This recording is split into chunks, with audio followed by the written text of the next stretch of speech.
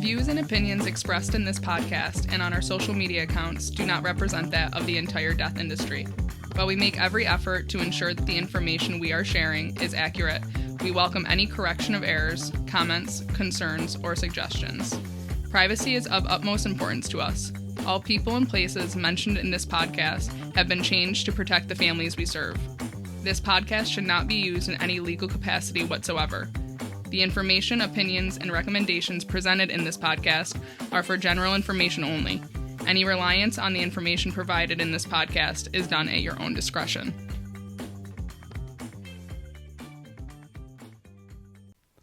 Welcome, folks, to Dying to Share. My name is Morty. Mine is Barry. So we're using pseudonames because we work in a very sensitive field, and we would like to protect ourselves and our jobs as much as we can, while still sharing and telling some stories and just gathering information. All the funeral homes names are going to be switched. All the family members that we deal with, last names are going to be switched. We probably should figure out like funeral home names, Pseudo-names. And try to keep them throughout the whole process. Yeah, the same. Yeah. Because then someone can be like, oh, that damn so-and-so funeral home. Yeah. But we'll know who it is. Yeah. All right, yeah, And that's not a bad idea. Potentially, though, because what if we start having listeners locally and they figure out which funeral home we're That's a good talking about? Yeah, because there's some bad ones. There is some and not good ones. There's also some very bad cemeteries. Yes, there is. Because that's another thing. We'll be talking about cemeteries and crematories as well. So, I, being Barry, work in a cemetery. And Morty... You also work in a crematory. And a crematory, but it's all within the same cemetery. But yes, you're right. But Morty is obviously a funeral director. Yes. I am a licensed funeral director. Pretty new at it, so I've been licensed for a little over a year now. And in the funeral service field, I think for about 5 years. Mm-hmm. And what about you? I am been in the, I guess, what's the official term?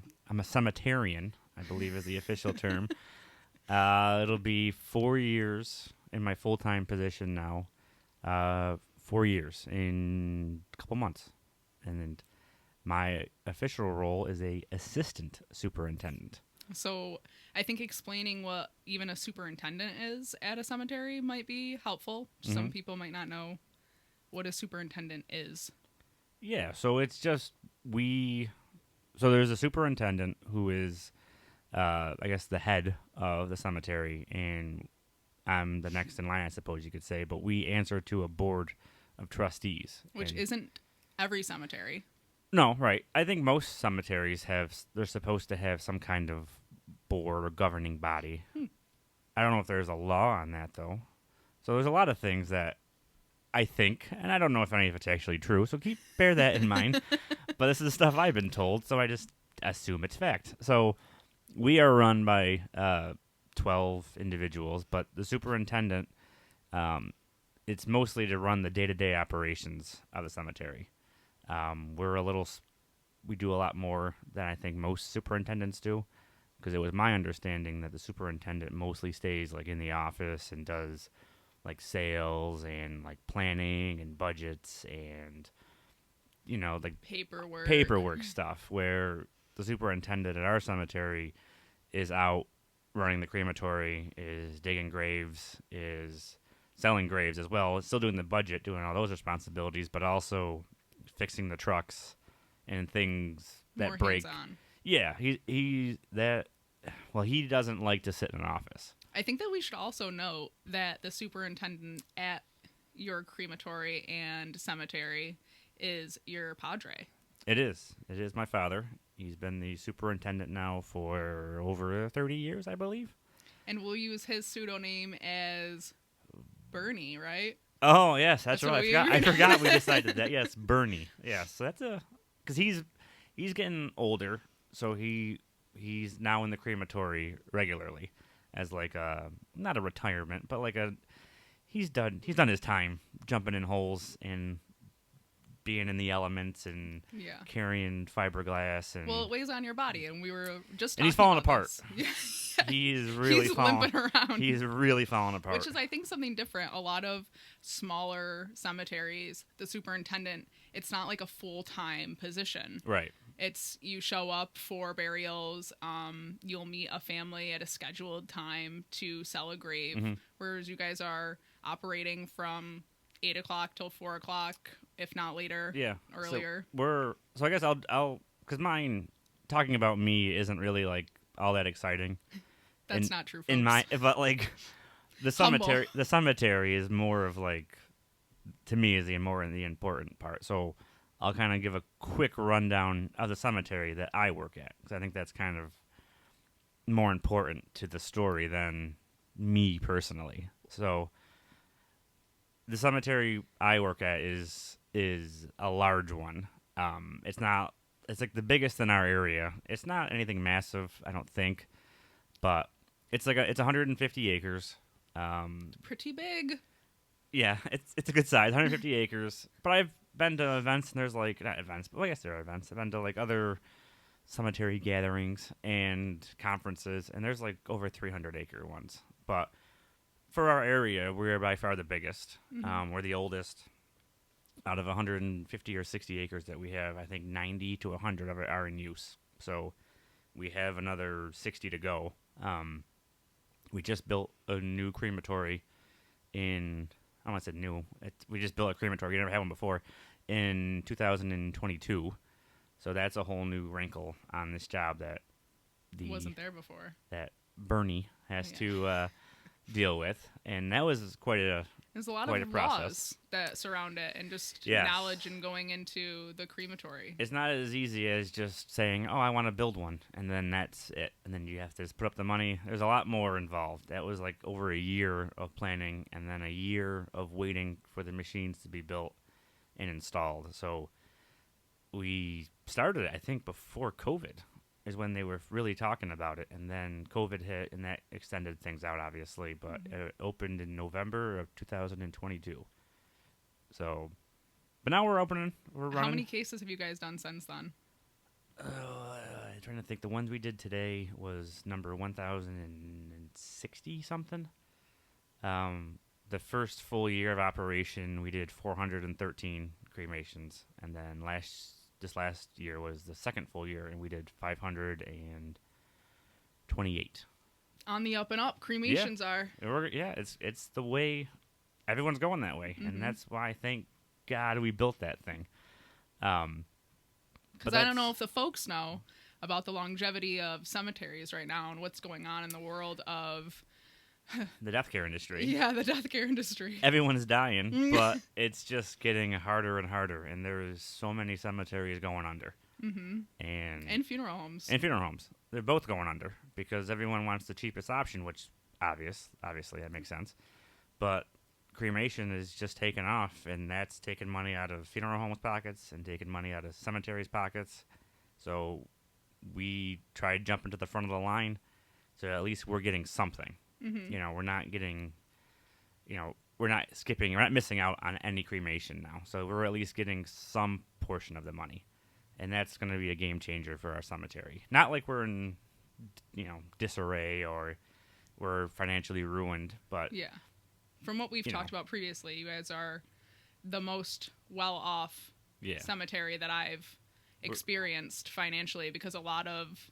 Even the bigger ones, a lot of the big ones in our area are Catholic owned, and there was a lot of things going on with the Catholic They have some churches. issues, but they have the big backing. So they do. The only thing else following but that's also falling off, is that people aren't going to church as much. Right. That's going down and down. Those numbers are going down. The only thing else I want to mention is we are a non-denominational cemetery, so that's any religion we have. We don't really care. We'll bury anybody, or there's no restrictions basically. So, but we also have no backing. So we are, for the Catholic cemeteries, do you know, this is something I don't know, did they are you required to be like a member of a congregation, or if you aren't like Jewish, obviously, because that's really the only, or Muslim, a very like different religion from Catholic, would they still be? I was always told that the back in the day when you went to be buried at a cemetery or a Catholic-run cemetery, I thought you had to bring paperwork in saying that you were a part of a parish. See, I know so I'm not from this area that we're working in, and the small cemeteries out where I am, if it's a Catholic cemetery, they require, I don't know if they require paperwork to prove that you're a part, but they do require some type of emblem on your stone, whether it being a cross, prayer hands, or something like that kind of is very Catholic. Yeah. So that's when you're, I'm going off a little tangent here, but when we're governed by the state we're in, so we follow all their rules and regulations, and they do their inspections, and we have to submit paperwork to them every year. The Catholic cemeteries don't have to, and that's just because of separation of church and state and everything like that. Ooh, a really good question. Okay. Do they have to, because churches like don't pay like taxes on the land, right? Do they have to pay taxes on the cemetery? Like, do you guys pay taxes on your We don't pay taxes, no. So no cemetery has to pay taxes. As far as I know, no. They don't pay any taxes. We're tax exempt too for everything. So whenever we go to like Home Depot or Lowe's, we have a little the card on it says tax exempt, and we have our own little code that we have to provide to everybody for vendors so that we're not taxed. Very cool. So, but no, we're going too far. Funeral homes are not that way. Okay, hey, we're getting too far into the weeds on the cemetery and me, but talk about yourself here a little bit. We'll reel it back in, because Yeah. the point of the first episode is to really kind of just introduce everybody to us and talk about why we wanted to start the podcast and kind of just lay the groundwork for what we'll be talking about. So me. Yes, fire away. So like I said, I've been licensed for a little over a year now. But you've been in the industry for a while. It's not like license. When I So, would think like, if you're licensed, meaning like this is your first time doing something, but you've been in the industry beforehand. Yeah, I'll kind of explain what it is to become a funeral director, and it is a little different in every state, but most of the time it's pretty standard. So I'll kind of go through as you go to mortuary science school, you graduate, you have to take your national board exams, so that's every state. There's 2 exams, which are pretty intense to pass, which I didn't realize going into the field, that there's like not a high passing rate, and a lot of people get stuck on them and end up changing careers before they even enter the field, really. So you pass those 2 boards, which are the arts exam and your science exam, and then you're able to start your apprenticeship, which is, there's another word. What is it called? Residency? A residency, yes. So you start your residency. In our state, it was a year for me. And then some other states, you can immediately start after your residency. You basically are licensed. In our state, you have to take another test. And it's basically the laws and regulations of of our state. So I took that test and then passed, and became licensed. So I stayed at the funeral home that I did my residency at, which was not from my area. Like I had said before, I'm not really from this area, so... You're adjacent, but yes. Adjacent, yeah. From a very small town outside of where we currently reside. So when I was entering the field, one of the funeral directors that he was really a reason why I got into the field. I've always known him my whole life, and he was a super nice guy, and I was bartending at my local bar, and I just want to be like, funeral directors like to drink. Yeah, I was gonna say these guys are a bunch of lushes, but yeah. So I met him, and he doesn't like to drink that much. He just would come in with his wife and get dinner. Yeah, of course, yeah. He's there for the ambiance. Yeah, 100%. Wasn't it a Legion? So it wasn't the Legion. I thought it was a Legion. You bartended at a Legion. I did, yes. So I was bartending, and he just came in one night, and his energy was completely off, and I was just curious and started asking him some questions.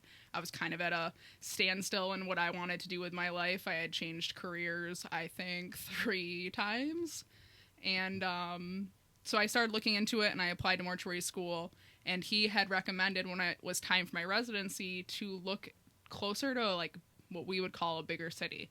Do we necessarily reside in a big city? No. But to my small town, yes.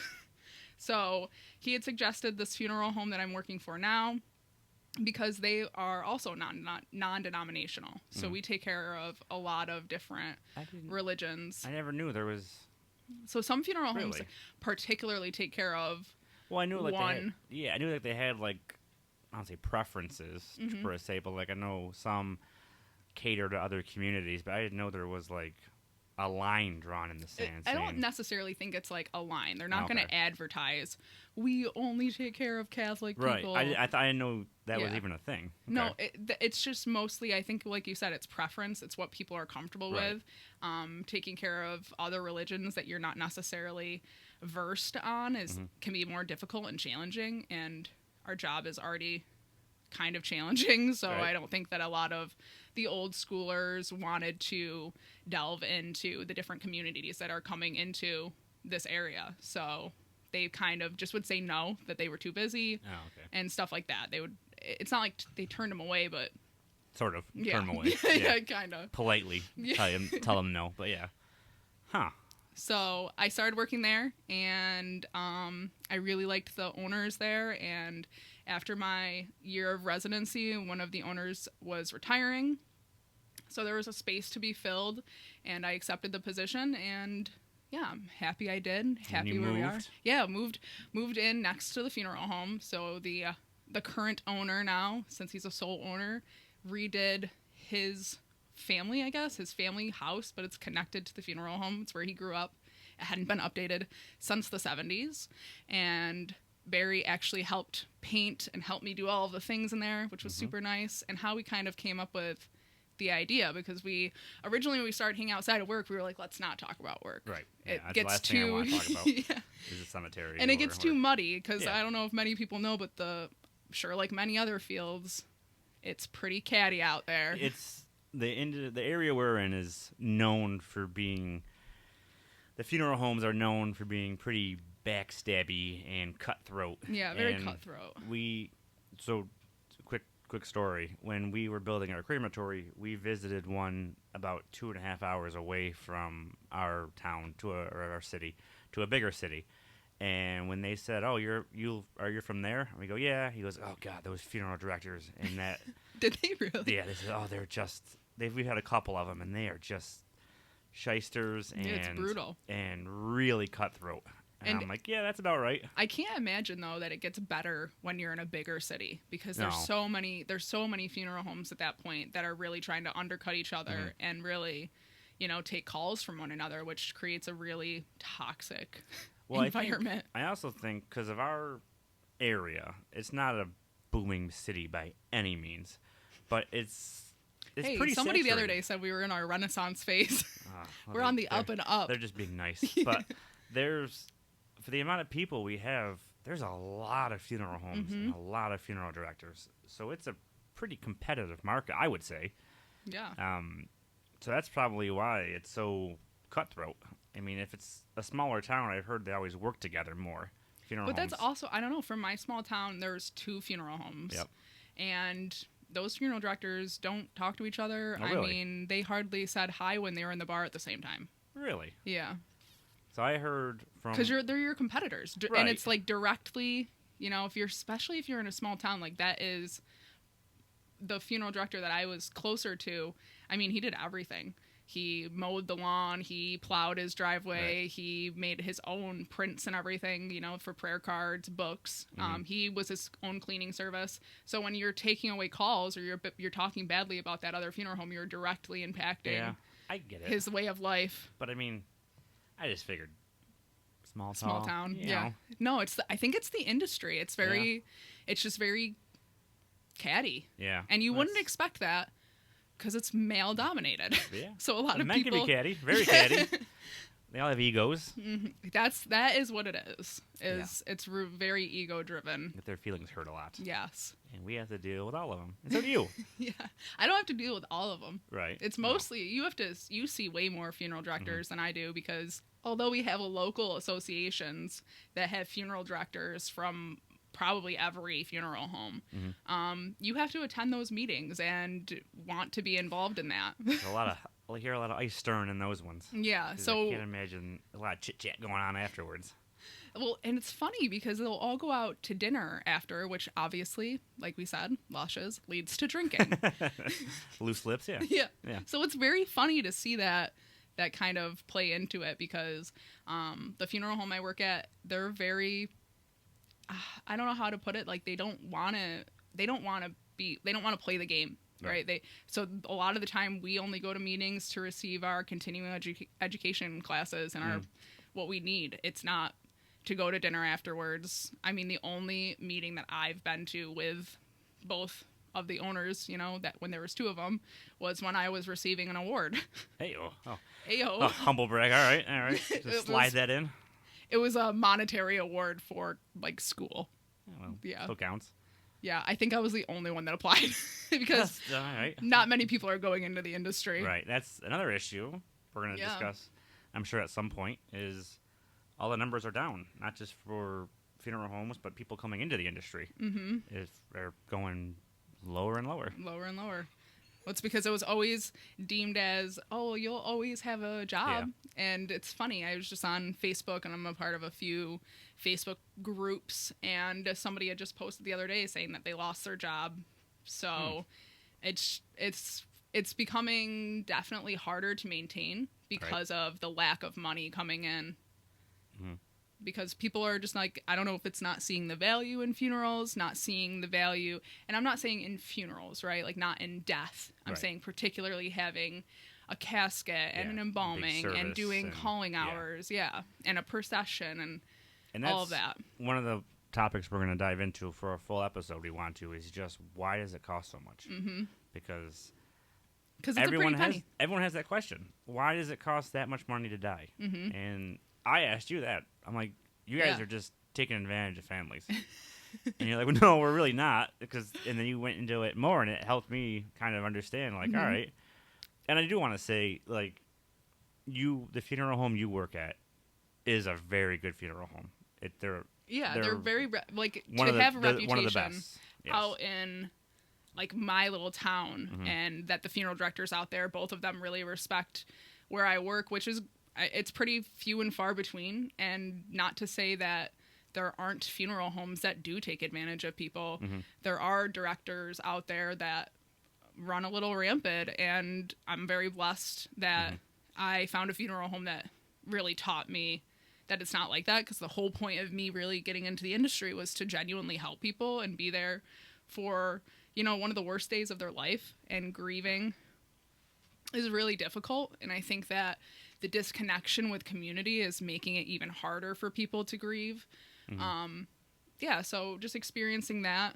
One of the reasons when I was helping you paint your current apartment was as a cemetery worker, I never really talked about or with, funeral homes very often. I worked with them every single day, but I never really got into the business side of it. Small talk. I mean, we had small talk, but, it's usually at a grave, so you really can't, ask a lot of questions. And actually the crematory changed a lot of that, because we see these funeral directors a lot more now. And while we're looking at the paperwork, you just talk more. I've learned more from funeral homes and funeral directors, them on a personal level, in these last 2 years more than I ever have in my life. Because usually they're in that family's here, so it's very professional, and you have to be prim and proper, and I think is obviously great, but doesn't leave a lot of room for chit-chatting and kind of joking around or just talking, and more seeing their personality. So, and I've seen a lot more, but when we would get together, we would talk openly about it, and I know I've explained things to you that you never knew, and we have friends who I've worked around a cemetery because of my father my whole life. So this is all things that are just I don't say second nature, but I don't think about them as odd.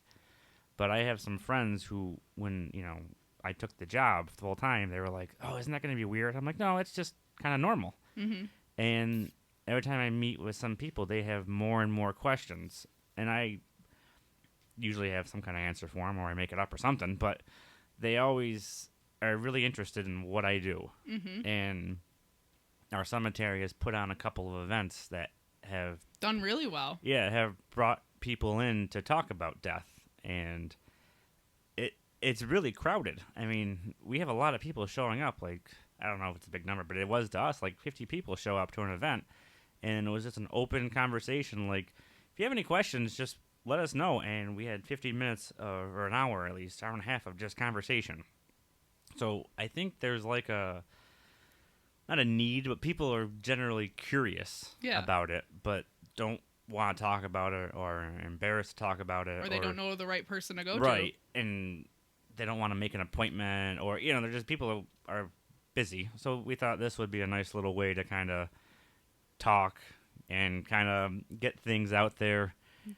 For the public. Yeah, and maybe educate some people. We're going to have an email, so we want people to ask questions, and we'll do our best to answer them. And social media. We'll have something. Barry's not fond of social media. I am not on social media at all. You'll be talking to me. Yes, you'll be talking to Morty. Got it. Nailed it. We're still working on and remembering our pseudo names. Yeah, that's going to take a long time to figure out. We'll do a lot of editing around that one, I bet. But no, we wanted to hear from people and talk to people. Absolutely. And just to see, because what I think is a common knowledge, someone might not have even heard of. Well, it's I don't know about you, but when I first meet people, are you like nervous? Because if you're breaking the ice with somebody, what's one of their first questions? Yeah, well, what do you do for a living? I'm always like, oh boy. Here it goes. Yeah, I'm always like, I always say, my go-to is, oddly enough, I work at a cemetery. And they're like, oh, which one? And then I tell them the one it is. And then it usually is, do you see a lot of dead bodies? And I'm like, never. Which is, I think something people probably think that you see a lot. Nope. I've seen more because of the crematory, but before the crematory, never. I never saw one. Why do you have to see them for the crematory? Well, sometimes we have families want to do a viewing before. Oh, in the crematory. Yeah. So that's another thing, too, we're going to talk about is we built the crematory, and I never thought families would want to come and, quote-unquote, push the button. And we do probably 2 or 3 a month now of families coming in. It's different cultures, but it's just something I never thought was going to be even, not an issue, but even a factor in building this thing. Yeah. And I think it was actually your boss mentioned it, like, oh, we have a couple of families want to push the button, and it blew me away. I'm like, why? They want to be there for the entire process. Yeah, and we usually don't say the entire process. We just do the intro. But bringing the body to the crematory is like a sign of honor to a lot of cultures. Yeah, I never knew that. Never even crossed my mind as something that they wanted to do. But because of that, I tend to see more, but it's still not a lot. Because sometimes they come in and they unload the body and they never even open it. Mm-hmm. I feel like that's what mostly we do. Sometimes other funeral homes, they have the case in a temporary casket. And then they remove the individual from the temporary casket, and then they have to put the lid on top. That's what we would call a rental casket. Yes. Which you can do that. You can rent caskets. Which blows people's mind. It's usually always gets a chuckle whenever we're in arrangements is, rent a casket? Yeah. Yep. But that's obviously not for burial. That's just for display. Yep. But yeah, we have one funeral home. Every time they do a family pushing the button, they bring it in a rental casket. They pull them out of it because the end of it actually folds down. Mm-hmm. And then they pull the individual. Pulls out. And they're in cardboard bottoms. Mm-hmm. Everybody gets a new bottom. Yep. Yes. Yeah. Thank God. You don't get put in the same cardboard container. Right. They're called inserts for a rental casket, and they get put inside the rental casket and removed with that body. Yep. And then all that they do is they put a cardboard lid on it. We sign all the paperwork, do all the proper protocol for the state, and then they do their ceremony, which could be 5 minutes, could be a half hour long. Are those bodies embalmed, do you know? I don't know. I think some are and some aren't. Mm-hmm. I don't know the answer to that one, honestly. I thought that'd be more of a you question than a me question. Well, it depends, on the funeral home, right? If a family wants to do a viewing for us, we typically, if they don't want an embalming, We try to offer that to them within 24 hours to 48 hours of that person passing, because, I mean, obviously your body starts to decompose immediately, and being in a cold room helps, but it doesn't necessarily always stop everything. It really depends on the person and what they were going through. So we try to offer, like tomorrow, we have somebody coming in to do a viewing. They're having a cremation. They'll be going to you, by the way. Hey, all right. Hey. So they're coming in tomorrow to view the body, and then we'll bring them to the crematory. If the family wanted to go to the crematory, they'd be more than welcome to. We just typically wouldn't remove in the crematory. I don't know if it's out of respect for you guys, because I don't like you said, I don't know if it's, I never thought that you guys really saw bodies, and some people don't want to experience that, which is, they're right. It's I know, and for me personally, when I saw my first one in the crematory, it did kind of rattle ya? Yeah, because I'm a simple man, but when I do a cremation, or we call them cases, when I do a case, I'm just putting a box in there. I don't never see the individual. You were like disconnected from it being a person. I'm just putting a box into an oven. I'm not thinking of. I don't ever want to put a face to it. And or like seeing the family grieve too. That part not as bad. It's just when I actually see the individual. I know the family was coming in. And for some reason, I just never connected the dots. And the funeral director just took the lid off, and I saw the individual, and I was like, "Oh, okay." And I didn't think much. But then the family left, and then I put it in, and I hit the button, and the family left, and I was just standing there, and I'm like, "Huh, I saw that person."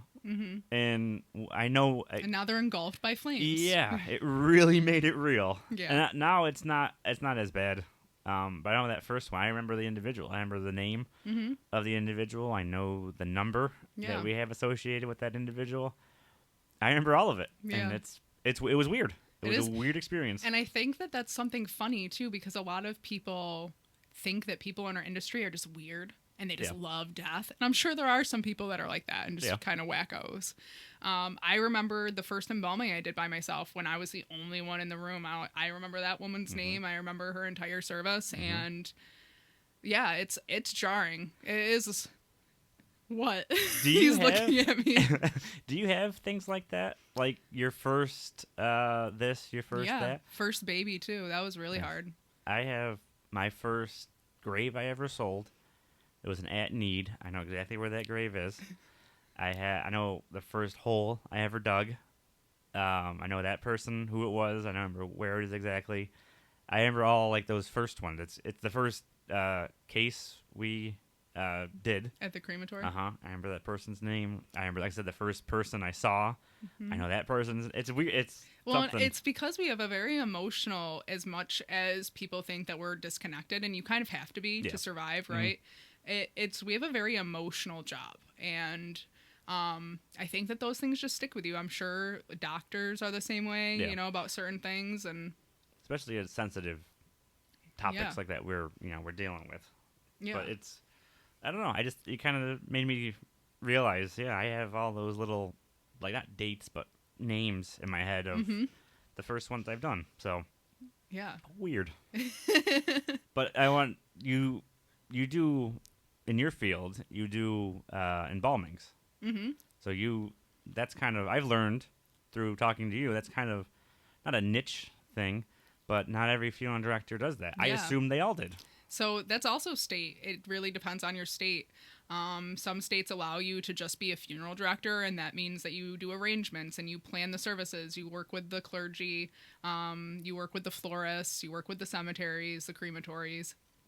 But you don't necessarily do embalmings. Then there's states that require you to have both, which is our case, is that I have to do both. Not legally, I don't have to do an embalming, right? But if I couldn't operate in this state without also having an embalmer's license. But then you can just say, after you got your license, you can say, "Oh, I'm not going to do it anymore," and just subcontract it out. Yeah, 100%. I never knew that was a thing. I didn't know until I got into the industry that trade work was a thing. Yeah, I just assumed every funeral director did the whole thing. When you got that individual, and you're like, oh, this is the one I'm caring to, I'm gonna do the embalming. Start from finish. I do the transfer, the the makeup, embalming, the cosmetizing, everything, and then you bring it to the grave, and then you are there when they put the lid on the vault. I never knew you could just make a phone call and say, will you do this for me? Well, and there's, their funeral directors take vacations. Funeral directors get older in age, and they can't necessarily go out on a removal, or they don't want to at 3 a.m, 2 a.m. Right. So they'll call another funeral director to make that transfer. Some funeral directors don't do embalmings, and they'll call somebody else that is local to do the embalming. Specifically in our state, is because you're required to have both of those licenses, that you are going to become well-versed in all aspects. Once you're kind of in the field, you kind of pick the direction that you want to go in, because it's very hard to do both. You'd be working a lot, you're meeting a family, you're doing everything. So it's a whole day's worth of work. Could be like 12 hours of you just with one case. So now imagine you got 4 calls like we did today. I mean, it's kind of impossible to do it all by yourself.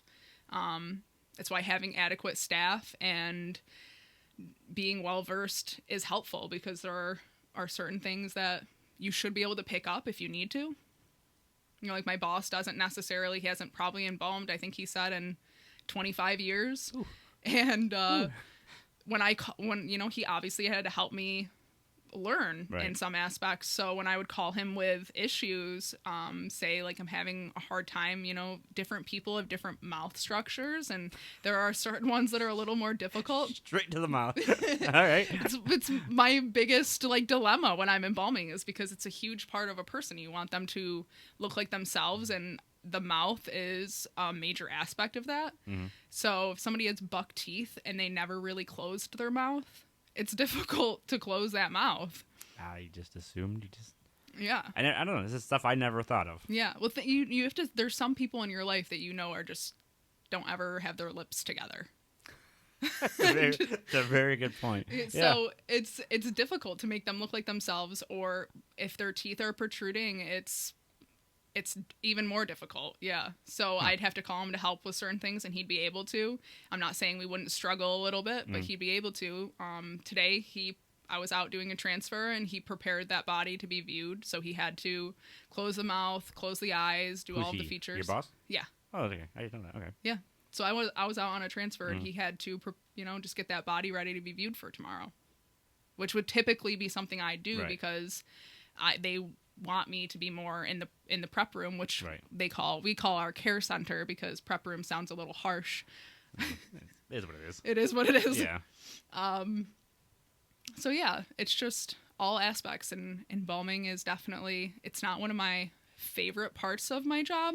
No, it'd be weird if it was. Some people love it though. Yeah, but I mean, and I think it's because they don't love it because embalming. But they don't love it because you're seeing a dead body and you have to touch a dead body, and they love the aspect of seeing how somebody looks when they die and altering them to look like themselves again, or look just better. Mm-hmm. And that's the goal, at least, to make them look better than they did when they were dead, because when you die, you're typically, all of your muscles are going to relax at first, and that's how the rigor mortis is going to set in, with your mouth wide open or your eyes open. I'm not saying that some nursing homes and some hospitals will close your eyes and suture up not suture, but like tie your mouth up so that it's not hanging. But not everybody does that, and not everybody has I don't know if it's pleasure to die in a nursing home or hospital, but some people die at home. Right. So how your body is how it, stays in rigor mortis, and breaking up that rigor, which was that was a jarring thing for me to experience, is like cracking. Golly. Yeah.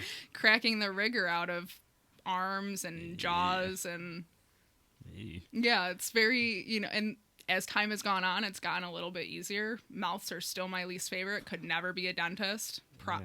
Props to all of the dentists out there, because some people's mouths are.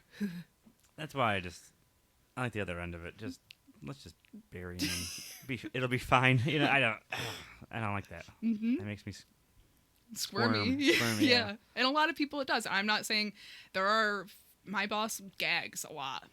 The smells get to him like tremendously. So a lot of people, when you pass away, you purge of some sort, which is either, out of your, we'll use the medical term. Yeah, we'll use medical terms. Out of your anus or out of your mouth, sometimes out of your eyes. God, out of the eyes? Not a lot, but yes. Especially when you're embalming, sometimes fluid will leak out. And yeah, it's a pretty jarring thing to see. Yeah, I'll pass. But the poop really gets to my boss, and it's understandably so. Yeah, so it's not everybody likes every aspect. No, of course not. Yeah. No job is perfect by any means. Yeah. Even funeral directors think it's weird sometimes to do what we're doing. Yeah, no, I had a discussion with my coworkers and be like, think about what we're doing right now. This is weird. Like a disinterment. Yeah, that's always weird.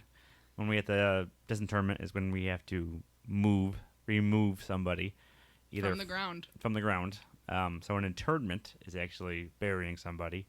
A disinterment is removing somebody, obviously. And the idea that I had to do a couple now, and I remember I'm like digging with the backhoe and I'm hitting a vault. And I'm like, well, there's, we're going to have to remove that. Mm-hmm. And there's remains in there. Yeah. And thankfully, the vault is still in one piece. It hasn't collapsed and Have you had apart. one that has collapsed? I personally have not. I've heard horror stories, and my father has told me some horror stories that they come out in pieces. And it's just, thankfully, well, I don't know if it's thankfully or not, but if the individual is staying within our cemetery, so it's getting moved from a different plot for whatever reason, we do not need a funeral director involved. Mm-hmm. If they are leaving our grounds and going to another cemetery, or if somebody is coming into our cemetery from a different cemetery, a funeral director needs to be present. And that's because in our state, a funeral director has to be present at any time when a body is being transferred. Mm-hmm. That changes when the body is cremated, and they are now cremated remains. Right. Now you don't really necessarily need a funeral director. Right. And other states are different, where they can have people transferring bodies to a funeral home that aren't licensed. Right. That's what we have. For even for the crematory, it has to be a licensed funeral director dropping the case off to us. We are not allowed by our state to accept it if a helper or even you before you were licensed. Yeah. Even though you've been there for a while, we weren't allowed to accept anybody you dropped off until you got a license and you got a card with a number on it. Are you sure about that? When I was in my residency, I'm pretty sure I did bring cases because... Oh, you did, but you had a number, though. Yes. When you're in your residency in our state, you can you're right. bring... I'm sorry. The only thing I couldn't do in our state as a resident was I wasn't supposed to embalm alone, and I was not to be meeting families alone and creating those arrangements. Right, that's right. But there's, different stages, though, of residency, right? You had to maybe you could pass one test and then you could do it? No, so you have to pass both national board exams, and then they issue you your residency card, which has a number on it. Yeah, once you got that, we could accept it. Yes. I remember when you first dropped it off, I think my dad even called the state and was like, "Is this okay?" Yeah, we're cool, right? And they were like, "Yeah, as long as she's got a number." Said, cool. Yeah, we're cool. Don't worry about it. Where was I going with that, though? We were talking about disinterments. Yes. And moving to another cemetery. Yes. So, do you guys, once it leaves your cemetery, are you wash your hands of it? I mean, we'll keep the paperwork just for our side, God forbid. You can sell that spot again? Yes. Yes, you can. Which I always feel is weird. Yeah, it's basically a used grave. Do you guys discount it? No. No, we do not. We had a disinterment. Be a quick story. Disinterment, I think, last summer, and we removed the individual, the vault and everything, so we never saw anything, and the grave next to this individual, the wall was bowing on the vault and was about to we were just hoping we got it done before that wall gave way. Caved, yeah. So we filled it back in, and we're not selling that grave, is what I'm getting to, because I don't want to open that ground ever again in that spot, because it's a miracle that wall didn't collapse. It wasn't sound, yeah. Right. So I don't know if many people know, vaults are something that like holds the casket. Yeah, it's a cement case that basically that the casket is lowered into, and then there's a cement lid goes on top of it. Our cemetery requires them. If you ever go to a cemetery, an old cemetery in your town or village or city, and just walk through the old section, it's gonna look like like a washboard. Yeah, It's like waves almost. Yep, that's because usually there's no vaults, and those caskets have collapsed over the years, the hundreds of years. Yeah, with the weight of the ground. Yep, and then it decomposes the casket, which is usually wood, and then it falls in. So there's a gap. So then that's why they're all wavy, and those are all sunken graves. Yeah, to your knowledge now. And not very safe to walk on. No, we've had guys. We have an old section. We've been open for over 150 years, and we've had guys who've been mowing in the old section, and then all of a sudden they just sink, because that's when the little extra weight. It's all it took, and not that they fall into the grave by any means. Not that they fall into a casket. Yeah, just like a foot. Yeah, then they got to pull them out, and then that's a low spot, and we try to fill it in. But if you go in the old section at any cemetery, it's all wavy. These vaults prevent that, because now it's not gonna decompose. The material isn't gonna disintegrate. So why did that one vault, like you had said? So some vaults are better than others. That's another thing we're gonna dive into at some point. But the cheapest ones are just concrete. And that day, I've heard stories of this local vault dealer who would pour them on like Monday and then put them in the ground like Wednesday. And there's no way that concrete is fully settled. And the moisture of the ground. Over time, it's just still green, as they say, and that they're just bad. Yeah. So it all depends on which one you get. I mean, there's really good ones and there's really bad ones, but it's not so much bad anymore. But there's some bad ones in there. So to kind of pivot and maybe end on this note is entering the field. Did you have any hurdles to overcome? And I think that there's a lot of things that you could probably talk about with your, being your father, having, being the one in charge, and now you're taking over, and how that might be represented for you. So it's when I was offered the position, I wasn't working there. So I worked through the cemetery all through high school and through college. And after I graduated college, I went and got another job in a different field altogether. And I did that for a while, and my dad first mentioned to the board that he was kind of saying, like, I want to retire in the next X amount of years here, and I'm just giving you guys a heads up. So they kind of started getting a backup plan, and the board mentioned me, because I would still help out if my dad needed it, if I was home, or, if some guys were home sick, and he was the only one there, and he had, like, 2 funerals, I would go in and help him, and I never asked to get paid or anything like that, but the board knew I was helping out, and so they offered it to me, and I ended up taking it. So in a roundabout way, it wasn't weird for me taking that job. The hardest part for me is just the look of it, like the nepotism. But I was, it's something. I don't know if it's probably a me thing at this point. Probably initially it didn't look great, but I still fight with it on a personal level. Yeah. Because I'm like, But there was 12 people that had to come to a conclusion on that, too. Right. Like, it wasn't just your dad offering you a job. I interviewed with, like, 4 board members, and then they had to go to the rest of the board to see what they wanted to do. They had to give a little report, and then they had to decide, all right, 1, do we like this individual? Do we like me enough? And then, all right, next step is how much do we want to pay him? Mm-hmm. And that all had to be decided by the board. So it was 12 individuals had to make the decision, but still, I don't know. It makes me feel weird. It's not like many people are jumping into this job. But I have learned through these conferences that, we are one of the bigger ones in our area. So if we ever wanted to, say I said, no, I don't want to do this, they could they could post a job, and guys from out of state or other cities in this state would almost jump on the opportunity because it is a big cemetery that is doing it is financially stable. Mm-hmm. And we did just build a crematory, and we do have 60 acres of undeveloped land that, I mean, we are extremely lucky when it comes to cemeteries. Mm-hmm. We have, this place is going to be around well after I'm gone, unless I really screw things up.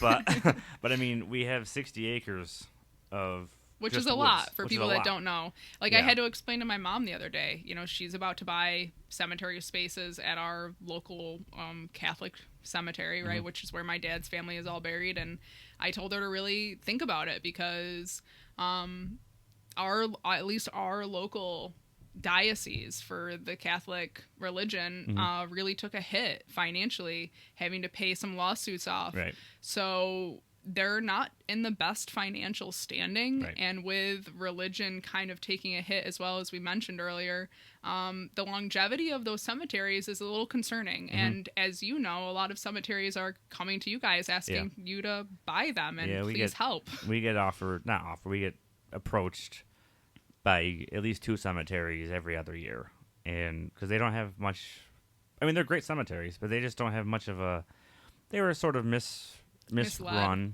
I don't want to say anything like bad about them because they're nice, but they've, we have a large endowment of money that we've accumulated over 150 years we've been open. So these ones, they might not have invested theirs properly. It just, things happen. It's where the industry gets hairy, and people say that people were taken advantage of, and there are instances where people were pocketing money, and there was misallocating of money. I'm not saying that about any of the ones locally that they were pocketing the money by any means, but for whatever reason they could be. but for whatever reason they don't have the funds. So that's just part of it, unfortunately. But like I said, I'm extremely lucky to be at the cemetery I'm at. Mm-hmm. So you think that was your only hurdle, was getting over your inner workings? Well, that was nepotism? the biggest one. I mean, I had to learn all the equipment, which mapping yep. is huge at a cemetery. Yeah, to make sure you don't. I've been to several. I've been to other cemeteries where they go to dig a hole and they go, "Ooh, somebody's already here," and this spot was sold to 3 different people. And that's why I do keep saying that we are extremely lucky that our cemetery was run from the moment we opened a long time ago. Is that there's corner posts in every single grave that marks where somebody is. We have records of where everybody's buried. We have books stating, a lot of people love us for genealogy because we have so much information. Your books are so cool, guys.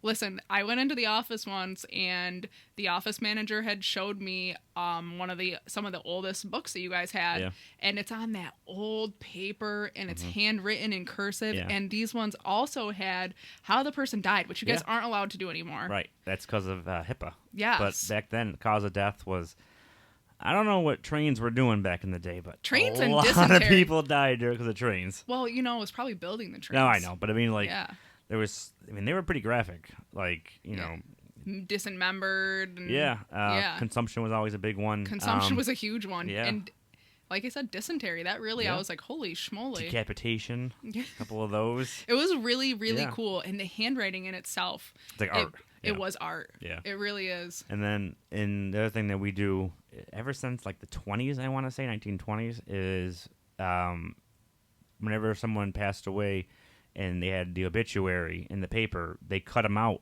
and they put them in the folders.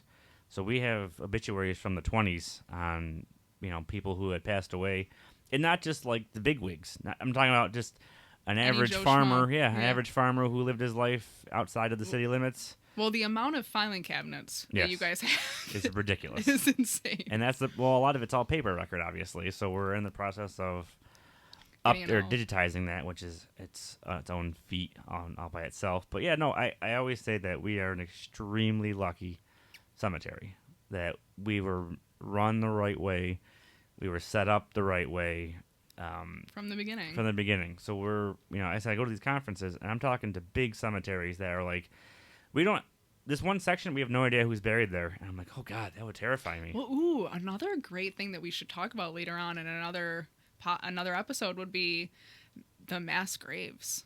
Yeah, we have one. Mm-hmm. We have a mass grave that we are 95% sure we know where it is. I'll say that. That could be a little teaser, I suppose. It's a pretty high number for right. mass graves, which I don't know if a lot of people know. I don't really necessarily know all of the logistics on what happens when a cemetery closes. Do they move all of those? So I don't want to spoil it here, but that's what happened in the turn of the century. The city that we are in was growing, and the cemetery was built around, the city was building around the cemetery, and they said, well, the cemetery's got to go because it's just in the way. So thankfully we were open at that time, and they put a flyer out in the paper saying the cemetery's closing in the next 15 years.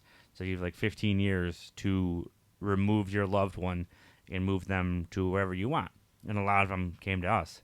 But some families and some individuals were unclaimed, that either, their kids passed away or they moved out of whatever. Yeah, their lineage was gone. Yep, and they were all brought to us. And there's just one big area that's where everyone is buried. Mm-hmm. And they dug the hole 20 or 15 feet deep or something like that, and then just threw them all in there. They were all in their boxes. They didn't throw them either. No, they didn't. Gently placed them with dignity in these holes. But yeah, we have a whole area that's... and that's now nobody has headstones or anything, right?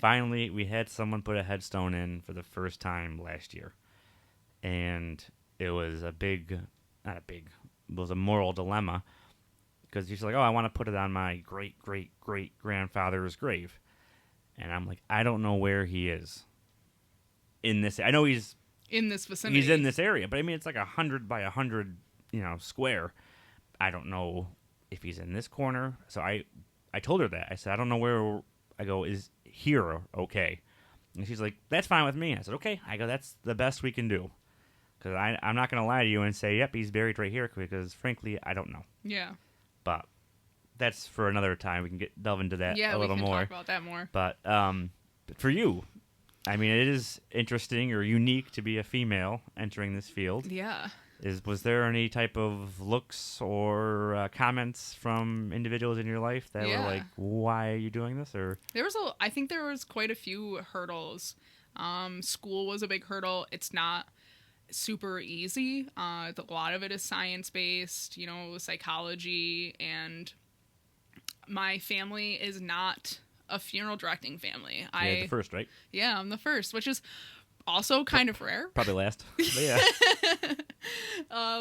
So it was definitely my dad in particular who is our ethnicity, I guess, is pretty taboo about death, and seeing death and being around it was very interesting to him as to why I picked this and why I would want to do it. There were some hurdles there. My mom was obviously very proud and just understood why I was entering it. And then entering the field itself was pretty difficult. I was from a small town. Those funeral directors don't need extra help. All they need is part-time help. And I'm looking for a full-time job. Right. So I had to outsource, and finding people to teach me how to do embalmings was difficult because, like we said, it's a little catty. And when you enter this field, you got your stink of somebody else on you. Exactly, and it's hard to get picked up if somebody doesn't like that person, or if they don't want to take you from somebody. And then also being a woman there's quite a few women locally in this area that were funeral directors, for 30 years now or more. But it's still pretty rare. Mm-hmm. I would say it's probably one in every 20 male funeral directors in our area, and some places it's even larger of a number. And just being looked at as I can't lift, or I can't be emotionally stable enough because women are more emotional. Our attire, that was a big something that I didn't think would be a topic of conversation, is do I have to wear suits, or can my dresses be looked at as also professional? Still talked about, by the way. Really? Not at my job, right? My bosses really let me have leniency on what I'm comfortable in as long as I look professional. But yeah, there are several other funeral directors that have made comments about me wearing dresses instead of wearing a suit, and how that might be perceived. So yeah, definitely some hurdles, and then just inner hurdles like you know, the emotional, especially with kids. Right. Ugh. Yeah. There's nothing weirder and not nothing. You having kids. Yeah. Okay, I was gonna say. Well, but that also becoming a woman and having a family. It's right. very different than being a man in the industry and having a family. Being pregnant in the industry is very different. I haven't experienced that yet, but I plan to someday. So, and because I'm considering having kids and a family in the future, it is definitely something difficult that I didn't think school necessarily prepared me for. I don't know if they even can prepare you for, is carrying, you know, a baby, a deceased baby out to their mother. I've had several moms, you know, asked to dress the baby, and I'm there with them as we're dressing this, first of all, embalmed deceased baby. And an embalmed baby, an embalmed person feels very different than what we're used to. Right.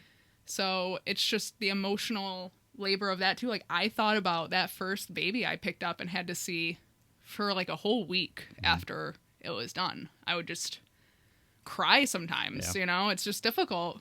And your fiance is not in the death industry at all. No. So what was his thoughts? So I think I'm very lucky because it's also very common in our field, particularly, I guess I'll speak on funeral directors, to get divorced. It's very difficult to maintain relationships because your partner doesn't necessarily understand. You know, you're getting up at 2 a.m. to go on a call. You're getting calls. You've been with me where my phone is just, I'm off and my phone is still blowing up from families just asking questions. And you can't, the whole reason most funeral directors, I want to say, get into this job is because they do care. And disconnecting too much leaves too much space for you to fail these families. And so when they're texting me or calling me at 10 p.m., I'm going to answer. And if I'm in the middle of a conversation with my now fiance, it could be a point of contention. It could be, you know, that I have to leave or I have to leave an event. I can't go anymore because now I have a service that popped up. It's difficult, you know, and it does take over your life. It does. And there are also, I think, probably some points of suspicion where you've been gone for 3 hours. What were you? You could have been doing anything. And it's like, no, I was literally stuck in the prep room embalming a body. No. Yeah. So I'm very lucky that my boyfriend is super understanding and fiance is super understanding and also like saw me work really hard to get into this field. So I think that he knows that about me as a person as well, that if he like tries to, I don't know, control or manipulate how much I care, it's going to be a detrimental thing for our relationship.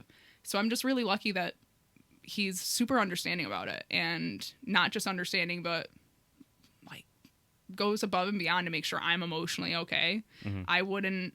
I tell my boss all the time, I would not be able to do this job with a partner that wasn't like him, because he cooks dinner if I'm home, if I'm working calling hours until 7:00, or, you know, there are some calls that I don't get home until 10:00 after a service, and that'll be tomorrow. And he'll have dinner done and laundry done. And there are some partners, and I don't know, particularly some men, that just wouldn't put up with that. So I'm definitely very lucky. And, I don't know how I would have operated. Even single, you know, because I haven't done this single, like how it probably would have consumed my life even more.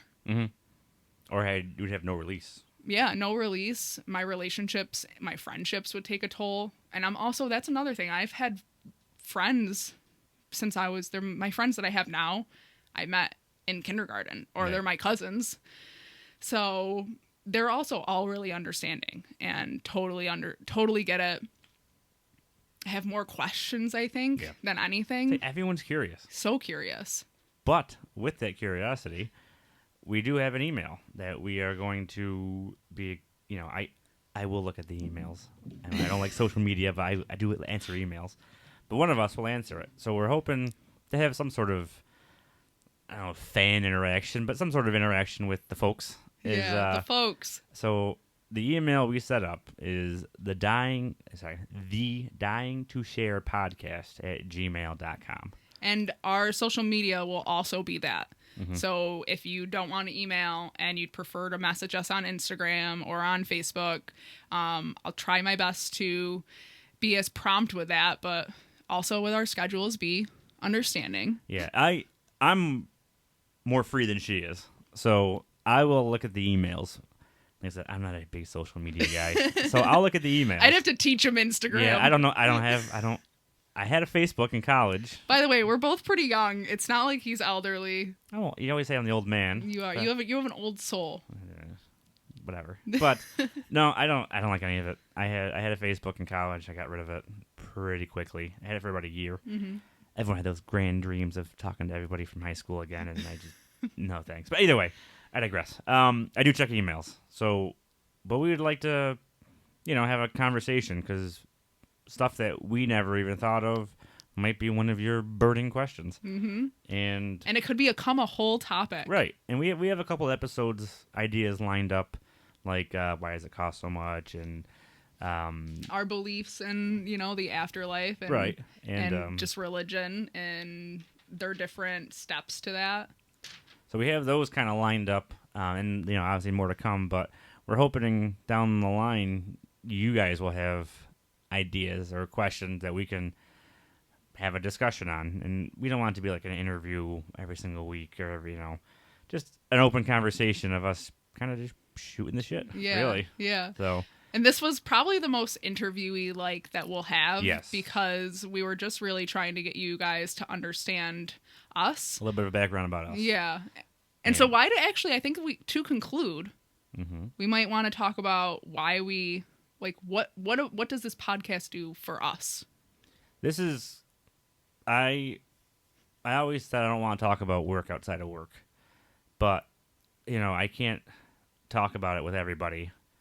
I don't have a significant other, so just hit him up, hit him up, just ladies. me and a dog. But no, there's but you're somebody who's roughly the same age as me. I'm younger. You're younger, yes.